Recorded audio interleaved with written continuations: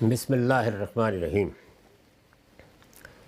عن اسامۃ بن زید قال قال رسول اللہ صلی اللہ علیہ وسلم قمت علی باب الجنہ فاذا عامۃ من دخلها المساکین واذا اصحاب الجد محبوسون۔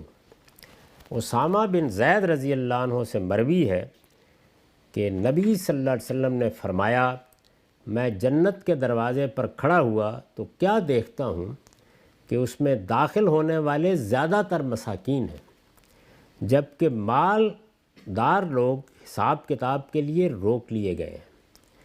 یہ مسلم کی روایت ہے، صحیح مسلم کی روایت ہے، اور اس کا حوالہ 4925 ہے۔ یہ رقم ہے اس کا جو آپ دیکھ سکتے ہیں۔ تو مسلم کی اس روایت میں رسول اللہ صلی اللہ علیہ وسلم کا غالباً یہ کوئی رویا ہے جو بیان کیا گیا ہے۔ ہمیں بہت سی روایتوں میں اس طرح کی چیزیں ملتی ہیں کہ میں جنت کے دروازے پر کھڑا ہوں، میں دوزخ کو دیکھ رہا ہوں، یا جنت میں میں نے فلاں چیزیں دیکھیں، یا دوزخ میں نے اس طرح کے لوگ دیکھے۔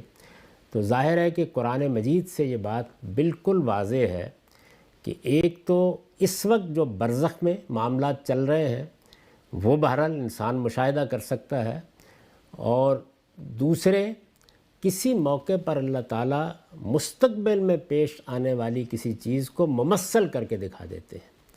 باقی جہاں تک اس جنت دوزخ کا تعلق ہے اس میں واضح کر دیا گیا ہے کہ اسی دنیا کو، یہ جو کائنات آپ کو نظر آ رہی ہے، اسی کو اللہ تعالیٰ اٹھائیں گے اور ایک نئی کائنات میں تبدیل کر دیں گے۔ یوم تبدل الارض غیر الارض والسماوات، اور پھر وہ جنت و دوزخ، وہ محشر کا میدان، وہ سب چیزیں وجود میں آ جائیں گی۔ تو نبی صلی اللہ علیہ وسلم ظاہر ہے کہ ابھی نہ جنت اس طرح سے برپا ہوئی ہے، نہ اس کے دروازے کھلے ہیں، نہ اس میں داخل ہونے والے رکے جانے والے وہ آئے ہیں۔ تو یہ بالکل واضح ہے کہ ایک نوعیت کی رویا ہے، یعنی رسالت مآب صلی اللہ علیہ وسلم کو یہ حقائق دکھائے جاتے تھے، اور سبھی پیغمبروں کو دکھائے جاتے ہوں گے۔ حدیثوں میں بہت ذکر اس کا آتا ہے، قرآن مجید نے بھی یہ بیان کر دیا ہے کہ اس دنیا میں رسول اللہ صلی اللہ علیہ وسلم کی امت کو کیا نتائج پیش آنے والے تھے، یعنی آپ کے بعد جزیرہ نماء عرب پورا کا پورا ایک سلطنت میں بدل جائے گا، اس کے بعد روم و ایران کی سلطنتیں زمیں بوس ہو جائیں گی، اور وہ فلسطین کہ جس کو بنی اسرائیل کا مرکز بنایا گیا تھا وہ بھی آپ ہی کے امت کے پاس آ جائے گا، اور پھر آپ کی امت یعنی بنی اسماعیل وہ اس دعوت کے علمبردار بن جائیں گے جس کے بنی اسرائیل، ان کے بھائی کم و بیش 2000 سال تک علمبردار رہے۔ تو اس میں بھی آپ کو ایک رویا دکھایا گیا جس کو ہمارے ہاں عام طور پر اسراء سے تعبیر کیا جاتا ہے۔ اس میں بھی یہ حقائق تھے جو آپ کو دکھائے گئے، گویا ممثل کر کے اللہ نے اپنی آیات دکھا دیں۔ تو یہاں پر یہ جنت و دوزخ بھی ہے، بہت سی روایتوں میں اس طرح کا ذکر ملتا ہے۔ اس میں کیا دیکھا آپ نے؟ آپ فرماتے ہیں کہ میں نے یہ دیکھا، فرمایا میں جنت کے دروازے پر کھڑا ہوں تو کیا دیکھتا ہوں کہ اس میں داخل ہونے والے زیادہ تر مساکین ہیں۔ بڑی خوشخبری ہے یہ۔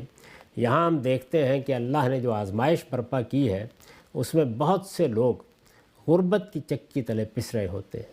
ان کے حالات ایسے ہوتے ہیں کہ آدمی بیان کرے تو بعض اوقات راتوں کی نیند ختم ہو جاتی ہے۔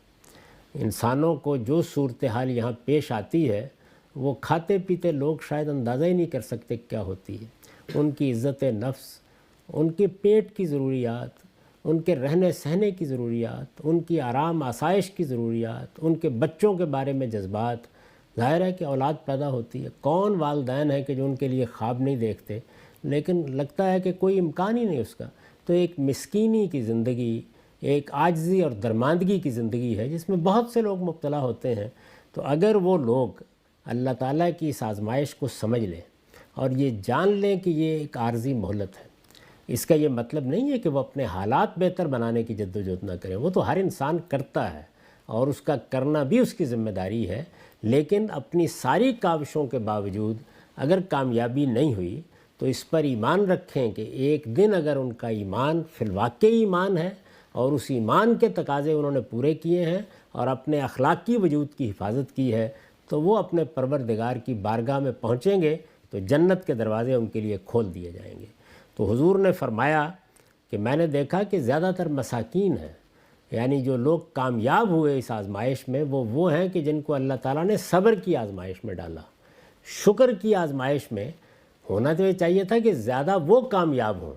اللہ نے دے دیا، نعمتیں دے دیں، بہت اچھے حالات دیے، قدم قدم پر اللہ تعالیٰ کا کرم ہوا، کوئی تکلیف نہیں آئی، آرام اور آسائش میں زندگی بسر کی، یہ سب کچھ مل گیا، لیکن شکر گزاری کا جذبہ نہیں پیدا ہوا، اللہ یاد نہیں آیا، غفلت میں پڑے رہے، ان سب چیزوں کو اپنا استحقاق سمجھ لیا، تو یہ وہ لوگ ہیں کہ جو ناکام ہو جائیں گے۔ تو کامیابی اصل میں یہ نہیں ہے کہ آپ کو ایسے امتحان میں ڈالا گیا جو بہت آسان لگتا ہے، ساری نعمتیں دے دی گئیں، ان میں شکر کرنا ہے۔ شکر کرنے والے فرمایا ناکام ہوں گے زیادہ، اور صبر کرنے والوں کی بڑی اکثریت ہوگی، اور وہ کون ہوں گے؟ زیادہ تر مساکین، جبکہ مالدار حساب کتاب کے لیے روک لیے گئے۔ یعنی ان بیچاروں نے حساب کیا دینا تھا، ان کے پاس تھا ہی کیا؟ یعنی مال نہیں تھا، دولت نہیں تھی، عزت نہیں تھی، شرف نہیں تھا، کچھ بھی نہیں تھا، کیا حساب دینا تھا؟ تو اللہ کی نگاہ کرم ان کے لیے جنت کے دروازے کھول دے گی، لیکن جن لوگوں کو اللہ نے نعمتیں دیں ان کے لیے بہرحال حساب کتاب ہے، پوچھا جائے گا نا کہ تم کو میں نے سب کچھ دے دیا، اقتدار دے دیا، دولت دے دی، خدم و حشم دے دیے، تم کس جگہ پر کھڑے رہے؟ پوچھا جائے گا۔ تو حساب کتاب کے لیے روک لیے گئے۔ اور دوسری روایتوں سے یہ معلوم ہوتا ہے کہ اگر کوئی حساب کتاب کے لیے روک لیا گیا تو بس پھر پکڑا گیا۔ شاید اسی چیز کو سامنے رکھ کر سیدنا مسیح علیہ السلام نے یہ فرمایا تھا کہ اونٹ سوئی کے ناکے میں داخل ہو سکتا ہے، دولت مندوں کے لیے جنت میں داخل ہونا ممکن نہیں ہے۔ کیوں؟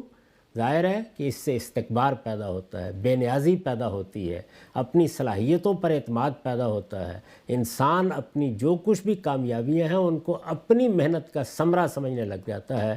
تو یہ چونکہ حادثہ ہو جاتا ہے لوگوں کے ساتھ، تو اس کے نتیجے کو سامنے رکھ کر رسالت مآب صلی اللہ علیہ وسلم نے لوگوں کو توجہ دلائی ہے کہ مجھے جب جنت دکھائی گئی تو میں نے یہ دیکھا، یعنی اس کے دروازے پر میں کھڑا ہوں، میں کیا دیکھتا ہوں؟ جیسے ہم رویا دیکھتے ہیں، خواب دیکھتے ہیں، ظاہر ہے ہمارے رویا تو ہمارے نفس کی تمثیلیں بھی ہوتی ہیں، اس میں شیطان بھی در اندازی کرتا ہے، لیکن پیغمبروں کے رویا برحق ہوتے ہیں، اس میں اللہ تعالیٰ ان کو بعض حقائق دکھاتے ہیں تاکہ وہ اپنی قوموں تک ان کو پہنچائیں، ان کو انذار کریں، ان کو بتائیں کہ اللہ تعالیٰ کے حضور میں پیشی کے لیے کیا کرنا ہے۔ تو اس روایت میں جو حقیقت ہمیں بتائی گئی ہے وہ یہ ہے کہ مسکینی ہے، حالات خراب ہیں، کرو جد و جہد ان کو بدلنے کے لیے، اپنے دنیا کے حالات کو ٹھیک کرو، تمہیں اس کے لیے عقل دی گئی ہے، تمہیں اس کے لیے تدبیریں بتائی گئی ہیں، لیکن اس مسکینی میں اگر اللہ تعالیٰ کے ساتھ اپنا تعلق قائم رکھتے ہو تو یہ خیال نہ کرو کہ تمہاری یہ مسکینی، تمہاری یہ عاجزی، تمہاری یہ درماندگی یہ کوئی ابدی چیز ہے، یہ دنیا کی اس عارضی زندگی کے بعد یکدم ختم ہو جائے گی، اور اس کے بعد فرشتے تمہارا استقبال کر رہے ہوں گے اور جنت کے دروازے تمہارے لیے کھل جائیں گے۔ اور دوسری جانب ان لوگوں کو متنبع کیا ہے کہ جن کو اللہ نے یہاں مال دیا ہے، دولت دی ہے، کہ وہ اس کو اللہ کی امانت سمجھیں، اس کو اللہ کی راہ میں خرچ کریں، ان مسکینوں کے سر پر ہاتھ رکھیں، جو کچھ ان کو ملا ہے اس کو اللہ کی نعمت سمجھ کے ہمیشہ شکر گزار رہیں۔ اگر وہ شکر گزار نہیں ہوں گے تو سن لیں کہ پھر وہ قیامت میں جنت کے دروازوں پر حساب کتاب کے لیے روک لیے جائیں گے۔ اور رسول اللہ صلی اللہ علیہ وسلم نے ارشاد فرمایا کہ جس کو روک لیا گیا وہ پھر پکڑا گیا، تو اس پکڑ سے اللہ کی پناہ مانگنی چاہیے۔ وآخر دعوانا الحمدللہ رب العالمین۔